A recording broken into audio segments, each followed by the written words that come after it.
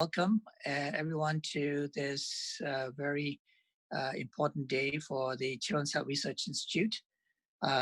This is the highlight of our seminars and to recognize the accomplishments of the Scientist of the Year and the Trainee of the Year for 2019. Next slide, please, Karen. Just to briefly introduce to you how these awards were selected. The awards were selected by the review committee consisting of 6 scientists, internationally recognized scientists from Canada and around the United States. That includes Dr. David Hill and Dr. David Litchfield from London, and then Dr. Bill Hay from Department of Pediatrics, University of Colorado Health Sciences Center, Dr. Shu Li, who is the Scientific Director of the Institute of Human Development, Child and Youth Health, Dr. Sylvain Chamtov, who is the Canada Research Chair in Vision Research from University of Montreal, and Dr. Kent Thornburg, who is the Professor of OBGYN and the Director of Center for Developmental Health in Oregon Health Sciences Center, University in Portland. Next slide, please. Next slide, please, Karen. So these awards were supposed to be evening on April the 16th, 2020. But this year, because of COVID-19, the Impact Awards were rescheduled. So, but as a condition for receiving these awards, they are going to give their seminars today as part of the joint CHRI Department of Pediatrics seminar day. Next slide, please. So for the Children's Health Foundation CHRI Scientist of the Year, these are the criteria that we use for selecting the award winner. The scientist must be a CHRI scientist or an associate scientist, and he or she must have demonstrated an impact of the research on children's health, must demonstrate their research excellence or groundbreaking research on children's health, and then demonstrate that the research that the scientist or associate scientist has conducted has across the CHRI 3 divisions.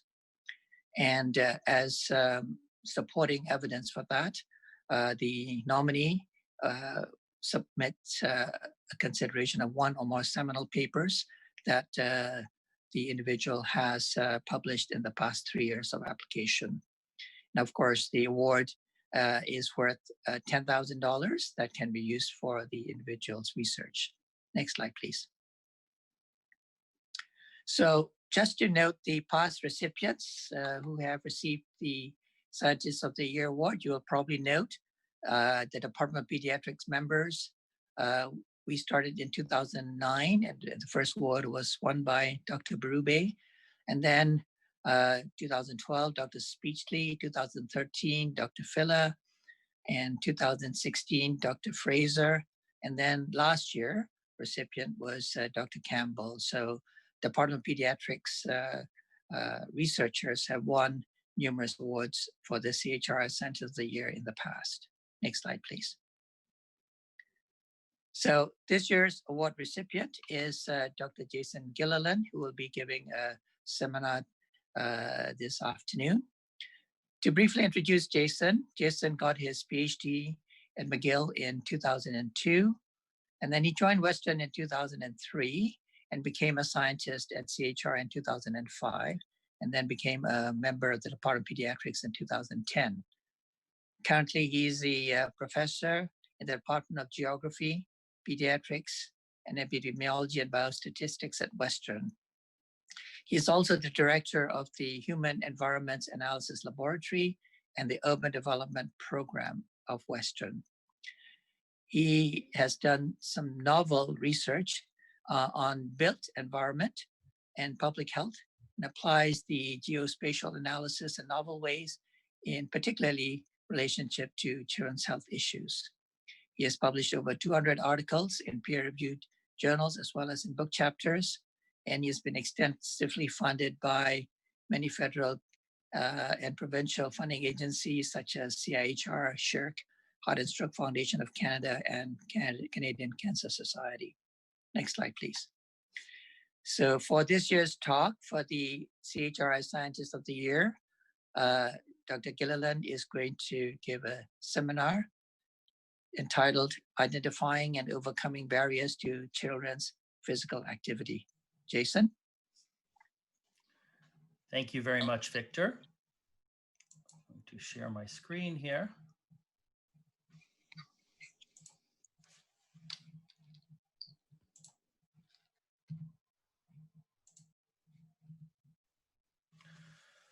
Okay, thank you. Hopefully everyone can see my screen. Thank you very much, Victor, for that introduction. It's a great pleasure. It's really a highlight of my career to be honored with this award, the CHRI Scientist of the Year Award from the Children's Health Foundation. And the award has been given for my work on identifying and overcoming barriers to children's physical activity. And that's what I'm going to speak about today. But before I get started, I have some people to thank. This award, even though it's given to an individual, any of you who run a lab know that it's not just you. It really takes a village to research a child, maybe, but it takes a real team, and this is a real team effort. So this award is for all of you as well in the Human Environments Analysis Lab, or the HEAL Lab at Western.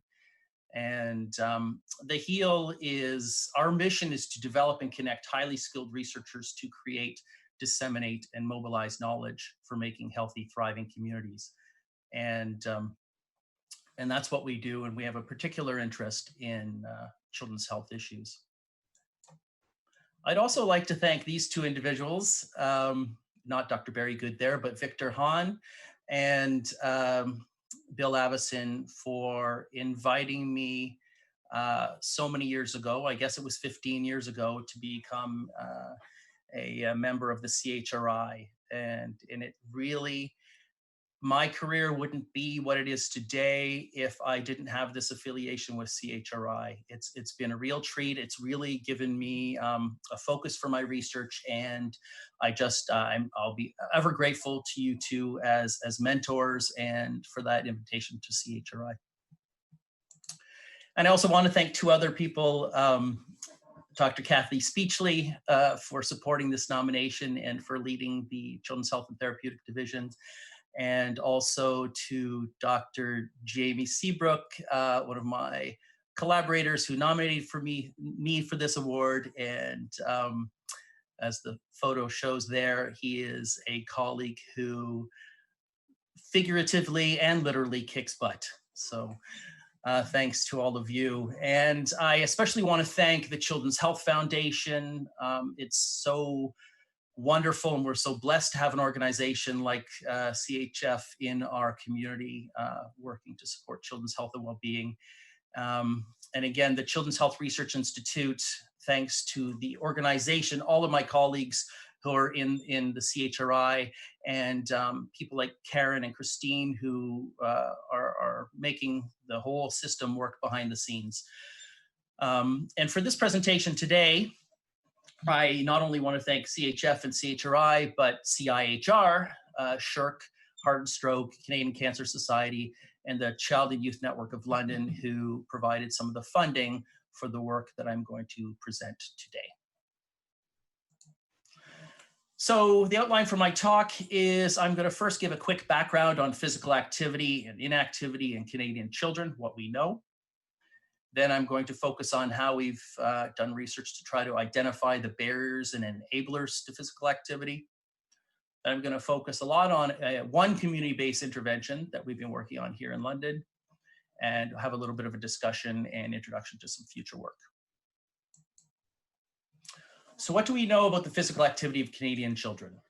Well, of course, all of you in the pediatrics department and guests will know that physical activity helps kids reduce risks of numerous health issues, develop cardiovascular fitness and strength, muscular strength and bone strength, and it helps us maintain healthy body weights and improve cognitive development and brain health and improves our overall mental health and emotional well-being and health-related quality of life. And really, it just makes kids feel better. The physical activity guidelines for 5 to 17-year-olds, which is my area, in in fact, Participation just released its latest report just last week, I think. We recommend that children participate in at least 60 minutes of moderate to vigorous physical activity per day, and that's that activity that gets you out of breath. Vigorous intensity at least 3 days per week, and activities that strengthen muscle and bone at least 3 days per week. But in reality, only about 15% of 5 to 17-year-olds in Canada are meeting these recommendations. And only about 40% of kids meet these guidelines at least 3 days per week. But really, we need to be, it needs to be every day to achieve these health benefits. And these stats are from Canada, but all our work in Southwestern Ontario shows the same thing. With respect to sedentary behavior of Canadian children, the guidelines are that we should be limiting recreational screen time to less than 2 hours a day. Wow. Limit motorized transport, extended sitting and time indoors throughout the day. So we got to get outside, we got to stand up and stretch, get off Zoom. Not for a little while though. But in reality, Canadian kids spend an average of over 7 hours per day in front of the TV, video game, and computer screens. And too much screen time can raise health risks, can lead to weight gain, attention problems, anxiety, depression, and sleep problems. Our research in Southwestern Ontario and the Greater London area shows that about 88.5%, or almost 9 out of 10 kids, exceed those screen time recommendations. And most of that time is on recreational video games. So how do we understand these barriers and enablers to children's physical activity? What's going on? Why are we not meeting the grade? So we've been doing a lot of work in this area. And as a framework to understand these barriers, we've often adopted a socio-ecological model. Some of you may be familiar with this model. There's multiple levels that influence children's health and well-being and behaviors like physical activity. For example, at the bottom, we have individual level factors like age and sex and ethnicity, and attitudes and interests and skills. And this relates to our motivations and self-efficacy and behavioral capacity. We also have those social environments or interpersonal factors like friends, peers, families, and neighbors. And this works on issues like social norms, social support, and role modeling. One of the outer rings is a physical environment, so a built environment or a natural environment, and this influences physical activity in lots of ways, and in the way that they provide opportunities to be active, the availability and accessibility of public parks and recreation facilities, or there's barriers, whether you may have a built environment that makes it hard to walk, so lack of sidewalks and bike paths, etc. And I focus a lot as a geographer on that outer ring of physical environments. But also policy environments, those macro level structures, so whether that be like practices, legislative, regulatory, or policy actions, this could be related to investment in public recreation or development regulations, etc. And why do we focus on those outer rings? I focus a lot on the physical environments and the policy environments, because I think the cost per child is lower. And the more you zoom into those inner rings, the cost per child becomes more effective, more expensive, but then the reach is greater. So at the population level, you can reach a lot more people and more kids with a policy change or change in the physical environment, or providing a more supportive environment that you can on a one-by-one individual factor. But in reality, interventions at multi-levels are the ones that are most successful. Those are the ones that involve structural factors as well as other behavioral factors. So really, over the last 15 years or so, we've been doing a lot of work with children from the ages of 9 to 14 years in Ontario, especially Southwestern Ontario around London, but also in Northern Ontario. And we've been trying to figure out what are those barriers and enablers, what are the correlates, using that socioecological model. So at the individual level, we found that physical activity declines with age, and especially around grade 5. We found, like most other studies, that boys are more active than girls. We've had really inconsistent evidence with respect to ethnicity. So PA may vary by ethnicity, but really inconsistent findings, and that's the same with the literature. And I should say all of this work is based on our research directly with kids with directly measured physical activity with accelerometry. At the social environment level, or interpersonal factors, we found that parental and peer support has a positive impact on physical activity. Children from two-parent households are much more likely to be engaged in sports participation, so organized sports.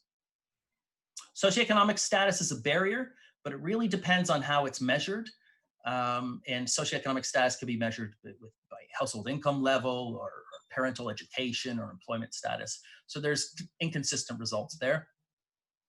But child and parent perceptions of safety can also influence PA, and that's safety in the neighborhood. At the physical environment, there's a lot of work, and we've done a lot of this on the proximity to or the density of public parks and recreation opportunities, and that's linked to increased physical activity levels for children. And also we found that the proximity to multi-use pathways is linked to increased physical activity levels. So think about the Thames Valley Parkway in London, Ontario.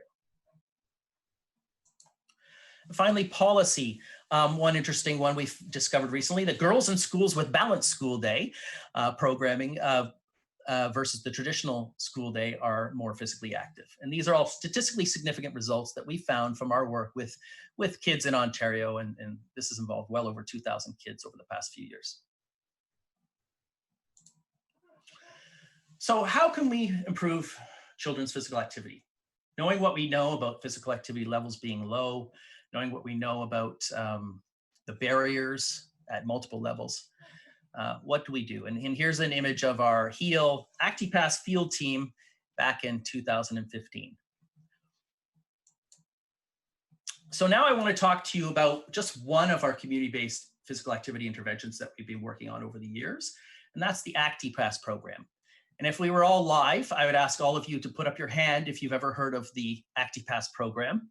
I hope all of you with children have heard of it. This is a program that was developed by the Child and Youth Network, specifically the Healthy Eating, Healthy Physical Activity Working Group. And this is a free recreational access pass that provides all grade 5 children in London access to extensive physical activity programming through multiple community partners. And I'll tell you about those partners in a second. But the goal really is to remove financial barriers and increase the accessibility to PA opportunities during this pivotal time in a child's development. We know, again, as physical activity levels tend to decrease with age, and this right around age 10, grade 5 is when kids start to decide whether they're going to continue in a physically active lifestyle. And for more information, you can look at playeveryday.ca. And this program really, the idea with this program was that it works by opening up programming that has a larger capacity, so underutilized programming. So this was a very multi-sector, cross-sector collaboration involving a lot of partners and roles. The service providers for this project were the City of London, the YMCA, the Boys and Girls Club, and over the years, many other groups came on, like the Children's Museum and CHRI Therapeutic Riding. Dissemination was done through the 4 school boards. The administration was the Child and Youth Network, and then the HEAL Lab and other Western students were in charge of evaluation. So this at first was what we call a natural experiment, a naturally occurring intervention. We had very little to do with the intervention itself at first. And funding for this project was from CHRI, CCA, Canadian Cancer Society, the Government of Ontario, and Children's Health Research Institute and Children's Health Foundation through student trainees. The original research team was Peter Wilk, who is another CHRI scientist, great numbers guy. Trish Tucker from Health Sciences, who should be a CHRI scientist. Bill Avison and Harry Prapavisis in mentoring roles. And a lot of wonderful trainees, CHRI trainees, have come through this program. Andrew Clark was our project coordinator, and Christine Smith, who's now at the City of London, Joanna Campbell, who's now a Parks and Rec planner, and Emma Ostermeyer, who's about to start her PhD. These were all lead students, but we also had dozens and dozens of students work on this project. So at this stage, really, this project was just getting it out there. Let me tell you about the little more details. The ACTI-Pass program had venues all across the city. You can see here on this map. This shows a little blue areas where the elementary schools and green areas were the main participating ACTI-Pass locations, superimposed on a map of income level by neighborhood. And this is just one of the early schedules from 2015, and it shows you all the programs like floor hockey and soccer and volleyball and cheerleading and cardio funk, broad range. And in the first years, it was a very limited program, but as time progressed, more and more programs were added. And these images come from our protocol paper that we published back in 2015 in BMC Public Health. So registrations over time, I'll have you focus on that bottom level row first, is that at the pilot, we only had 362 people in the first year. So we had to think about that.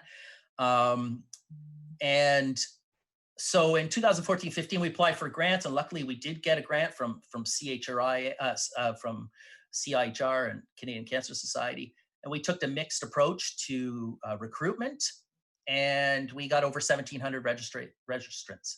And over time, it's stayed pretty steady, about 39 to 52% of grade 5 students registering for the pass annually.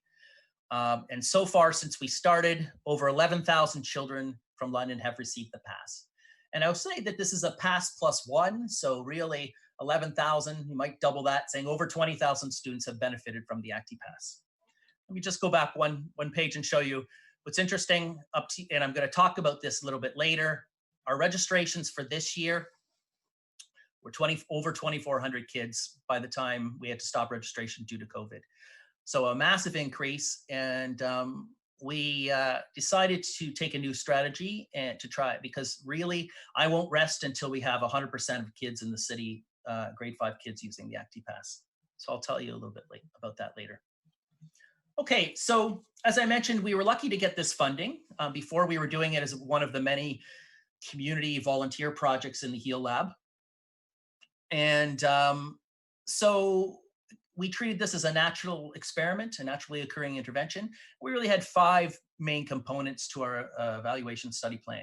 We had recruitment. We wanted to look at how different factors along that socioecological model influenced recruitment, especially socioeconomic status, geographic accessibility, and information influences whether they recruited or not, or where they register. Then we had baseline findings, where we just looked at what are the factors associated with children's physical activity levels at the very start before they use the pass. Then we looked at the factors associated with pass use. And of course, the fundamental, the biggest one we really wanted to know is behavior change. How did the ACTI-Pass change children's physical activity levels over time? And in addition, we really used a mixed method approach. So we also included qualitative measures, and we examined the perspectives of youth and parents and service providers on the ACTI-Pass program. So primarily we did this with surveys, and we managed to get a large proportion of the registrants of that year. 957 kids filled out surveys. We had a baseline survey in May and September. Then 1 month after receiving the ACTI-Pass, we had another survey. 6 months after receiving the ACTI-Pass, we had another survey, and then 4 months post-intervention. Parent surveys, we just did baseline, and that was 1,440 parents responded to the survey.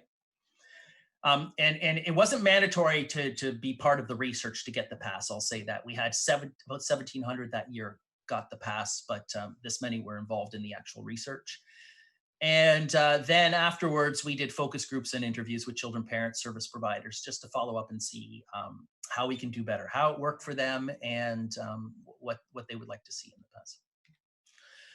So our findings from the baseline survey data, just a little bit about our population, we had about 50-50 boys, girls, about 2/3 were Caucasian. Siblings, about 3/4 had a sibling, and about 95%, 94.1% of families owned a car. So one of the fundamental questions we wanted to know was, is free access equitable access? Because really, the whole point about this program was to remove barriers to physical activity. So using a regression analysis and geospatial analysis, we discovered that neighborhoods of high income and high percentage of recent immigrants were had a significantly higher likelihood of registering for the program. And so the high income factor was a little bit disappointing for us. But we'll come back to that later. And a high percentage of recent immigrants was really great. The fact that we had neighborhoods who might not have known about things that were going on in their neighborhood beforehand. So how did information affect recruitment? We took two different approaches to this. We were in 100 schools, and in 50 schools, they just received the pass. But in another 50 schools, we actually went in there and made presentations and told the kids about it and gave them the package, et cetera. And what we learned is that if they got the information passively, just a package sent home, there's a much lower likelihood of registration. So especially in low-income areas.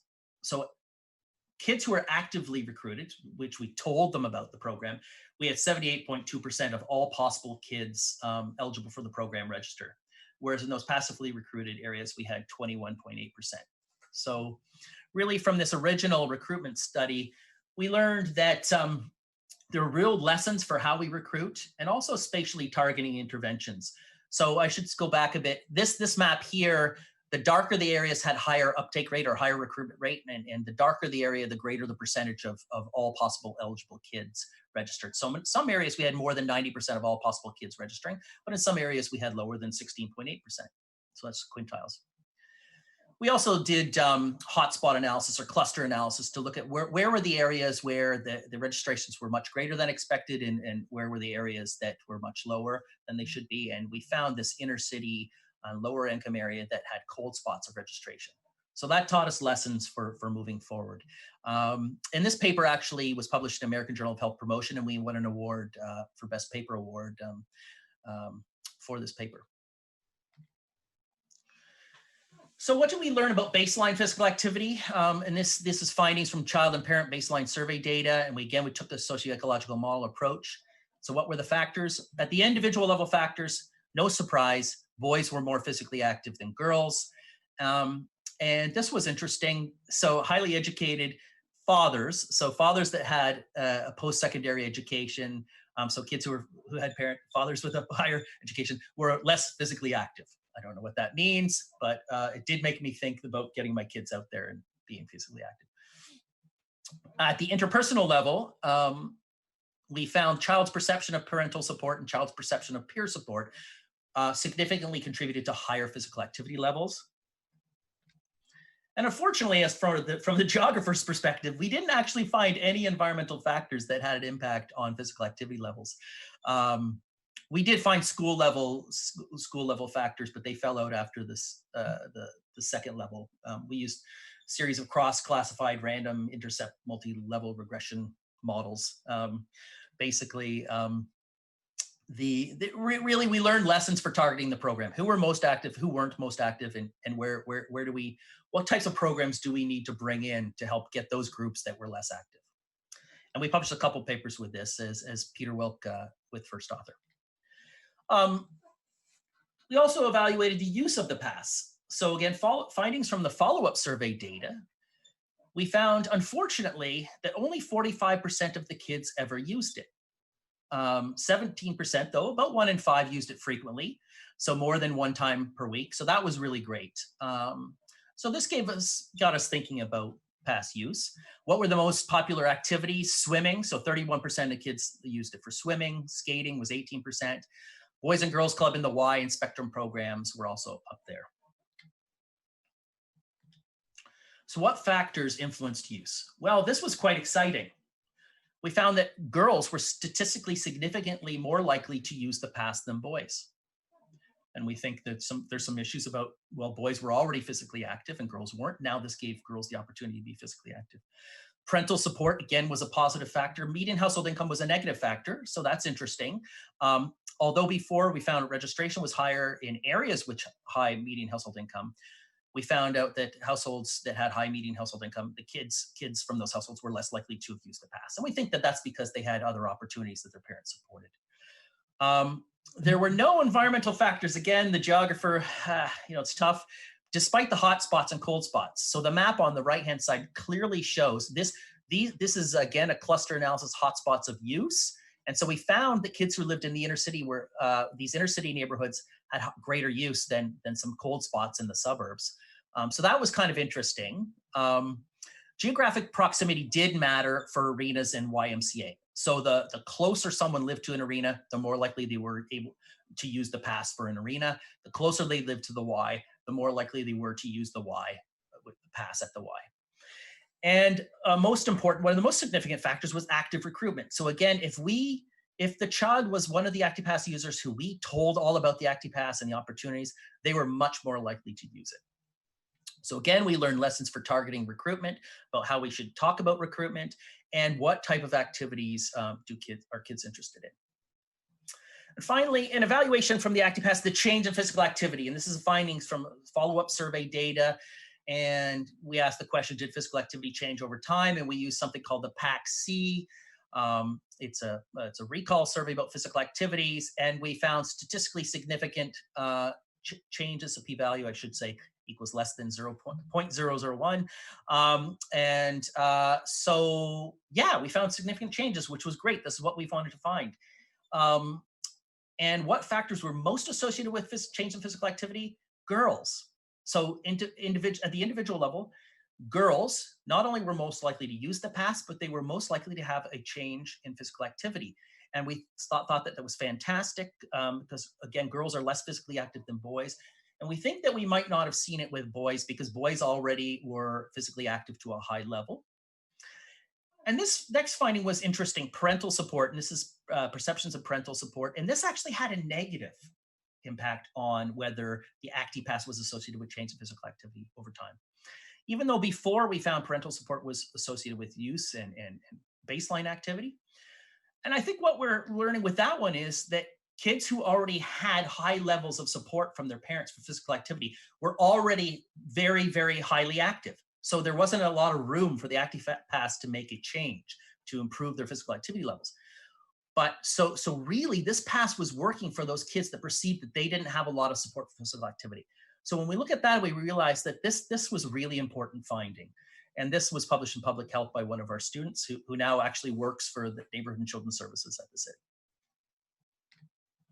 We also did a lot of interviews. I don't have my clock here, but I'm sure I don't have lots of time to go through all of these, but we did 128, we had 128 kids participate in many focus groups at 10 different schools. We heard things like, I went to the Boys and Girls Club and I've been there a lot. And I really found it cool because people were like, where's your money? And I was like, I just have the ACTI-Pass. So I got in, I got to try different activities at the gym. I got to do volleyball and dodgeball and everything. I really loved it. So a lot of positive findings, but also we heard a lot of barriers. Yeah, because most of the time my parents are at work, so it's hard to fit in the schedules with meetings and stuff. We also had parent interviews. We had 37 interviews with parents who had the pass. Prior to the program, we tried activities, but not much interest. But with the ACTI-Pass, her friends were going. We said we can drop you off with them. Then she'd go in again and again. So again, it was pass plus one. So it was a great opportunity for girls to use the ACTI-Pass as a social activity. But another parent said, we didn't use it. I don't think I understood how I could use it. I certainly would have gone to some public skating if I had understood that. So it really gave us a lesson that we need to get more information out there. And we talked to service providers, 14 of them from the Boys and Girls Club and the Y in the city. And we learned things like they were very proud of the program. By dropping the fees, it definitely opens up these new opportunities to children who otherwise would not have had the ability financially to be involved. But the real pressure is getting the information out there and encouraging kids and their friends or their family members to come and try out the facilities and really let them know the benefits. So we're still working on getting those papers published, but it'll be soon. And so we learned so much, and we've used this information over the years to add new programs to include more information. So discussion. Finally,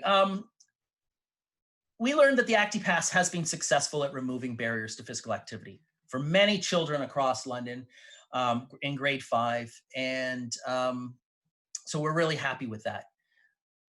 Especially the fact that the program is filling the need for certain groups, those groups that were more vulnerable or had barriers to physical activity, especially girls and those with low parental support for physical activity. We especially learned that it's critical to engage students directly, and that's through an active delivery of information. We need to get into the schools.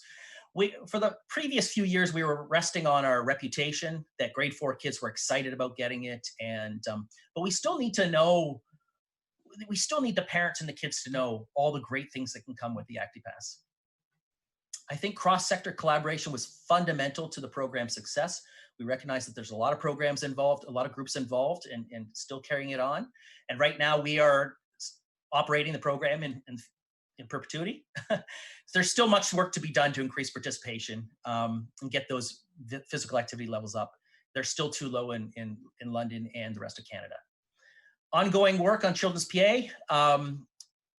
You saw that the information was, we have a lot more kids being physically active, sorry, a lot more registrations. So this map on the left was registrations last year, where we had 1,639 by the time we closed it off. The map on the right is actually 2,456 by the time we closed it off. We had to close it off early due to COVID.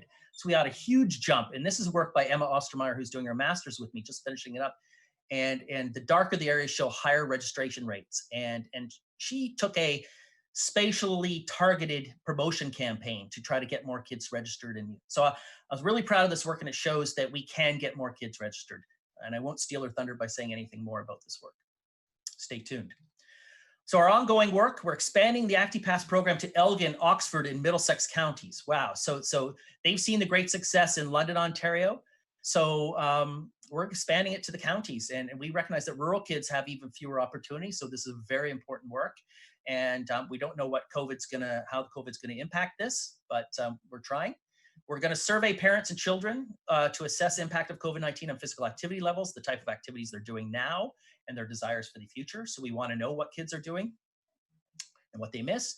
And also, unrelated to this, but physical activity, we have a new CHR grant examining the impact of school travel planning interventions on active school travel, physical activity, and air pollution. So stay tuned for that. Again, we're not sure how COVID's going to get in the way of that, but it's other important work, because we know that walk to school is one of the easiest forms of physical activity for kids of all ages. So with that, I'll just say thanks. If you want to learn more information on ACTI-Pass, you can go to playeveryday.ca. More information on projects and publications, you can go to the HEAL Lab. And I'll put this ugly slide up on there just in case anyone's screen grabbing. Here are the selected physical activity references from the past couple of years from the HEAL Lab. And again, they can all be found on the heal.ca. And I'll just say thanks again to the team. Thanks again to the CHRI and the Children's Health Foundation for honoring me with this wonderful award. Thank you. Thank you very much, Jason.